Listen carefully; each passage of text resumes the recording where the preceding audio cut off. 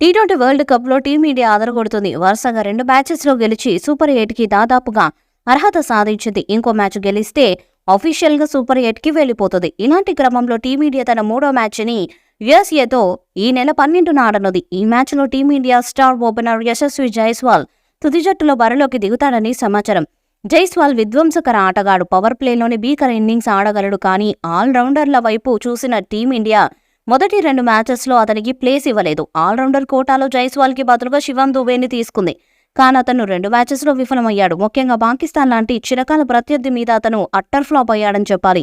జట్టు కష్టాల్లో ఉన్నప్పుడు బ్యాటింగ్కి వచ్చిన దుబే కేవలం 3 పరుగులు మాత్రమే చేసి అవుట్ అయ్యాడు. ఇక ఫీల్డింగ్లో కూడా క్యాచ్లను డ్రాప్ చేసి విమర్శలు తెచ్చుకున్నాడు. దాంతో అతను పక్కన పెట్టాలని టీమిండియా మేనేజ్మెంట్ భావిస్తుంది.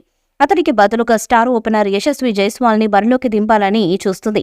ఈ వరల్డ్ కప్లో రోహిత్, కోహ్లీ ఓపెనర్స్గా వచ్చి ప్రయోగం చేశారు.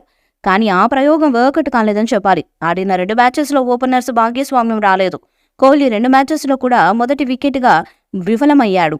కాబట్టి టీమిండియాకు ఓపెనింగ్ పార్ట్నర్షిప్ చాలా ముఖ్యం. అందుకే దుబే ప్లేస్లో జైస్వాల్ని తుది జట్టులో తీసుకోవాలని చూస్తుంది. యుఎస్ఏతో 12వ తేదీ జరిగే మ్యాచ్లో జైస్వాల్ తుది జట్టులో ఉంటాడని తెలుస్తుంది. జైస్వాల్ అటు ఐపీఎల్లో ఇటు టీమిండియాలో భారీ ఇన్నింగ్స్లాడాడు.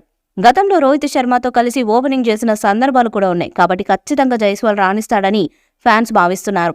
డాషింగ్ ఓపెనర్గా జైస్వాల్ పేరు తెచ్చుకున్నాడు. గతంలో వీరేంద్ర సెహ్వాగ్ ఉన్న పేరు ఇప్పుడు జైస్వాల్కు వచ్చింది. వీరేంద్ర సెహ్వాగ్ లాంటి మొదటి బంతి నుండే జైస్వాల్ కూడా దూకుడుగా ఆడతాడు. భారీ సిక్స్లు టార్గెట్గా పెట్టుకుని బౌలర్స్ను ఇబ్బంది పెడతాడు. దాంతో జైస్వాల్ ఉంటే పవర్ ప్లేలోనే భారీగా పరుగులు వస్తాయి. అందుకే రోహిత్ శర్మ, జైస్వాల్ మూడో మ్యాచ్లో ఓపెనర్లుగా బరిలోకి దిగే ఛాన్స్ ఉంది.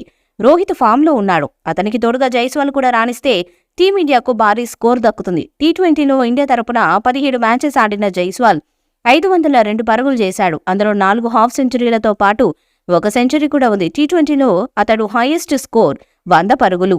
ఇక ఐపీఎల్లో కూడా పరుగుల వరద పారించాడు. కాబట్టి యుఎస్ఏ మీద జైస్వాల్ చెల్లరేగే ఛాన్స్ ఉంది. టీ20 వరల్డ్ కప్ లాంటి మెగా టోర్నీలో ఈ యువ బ్యాటర్ సత్తా చాటాలని ఫ్యాన్స్ కూడా కోరుకుంటున్నారు.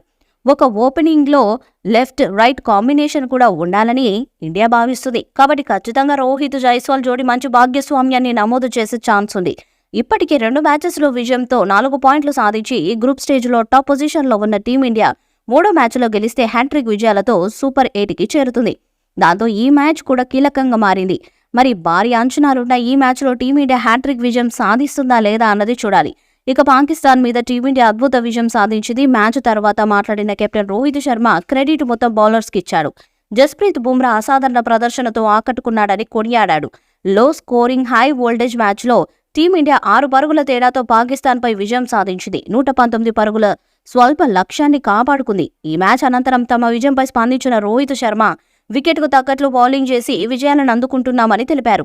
మేం బ్యాటింగ్లో విఫలమయ్యాం. జట్టుకు కావాల్సిన స్కోర్ను అందించలేకపోయాం. కానీ ఫస్ట్ ఇన్నింగ్స్ ముగిసేసరికి మేం మెరుగైన స్థానంలో నిలిచాం. మేం భాగ్యస్వామ్యాలు నమోదు చేయలేదు. దాంతో మా లక్ష్యాన్ని కొన్ని పరుగులు తక్కువగా చేశాం. అయినా ఈ పిచ్చుపై ప్రతి పరుగు ముఖ్యమని భావించాం. ఈ వికెట్పై మేము నిర్దేశించిన లక్ష్యం సరిపోతుంది. మ్యాచ్ కంటే ఈ వికెట్ చాలా బాగుంది. మంచి బౌలింగ్ లైనప్ ఉంటే జట్టు ఆత్మవిశ్వాసం రెట్టింపు అవుతుందని రోహిత్ తెలిపారు. ఈ వీడియోపై మీ అభిప్రాయాన్ని కామెంట్ బాక్స్లో తెలియజేయండి. ఈ వీడియో మీకు నచ్చితే లైక్ చేయండి, షేర్ చేయండి, కామెంట్ చేయండి. మరిన్ని అప్డేట్స్ కోసం మన ఛానల్ని సబ్స్క్రైబ్ చేయండి. అలానే పక్కన ఉన్న గంట సింబల్ని గట్టిగా కొట్టండి.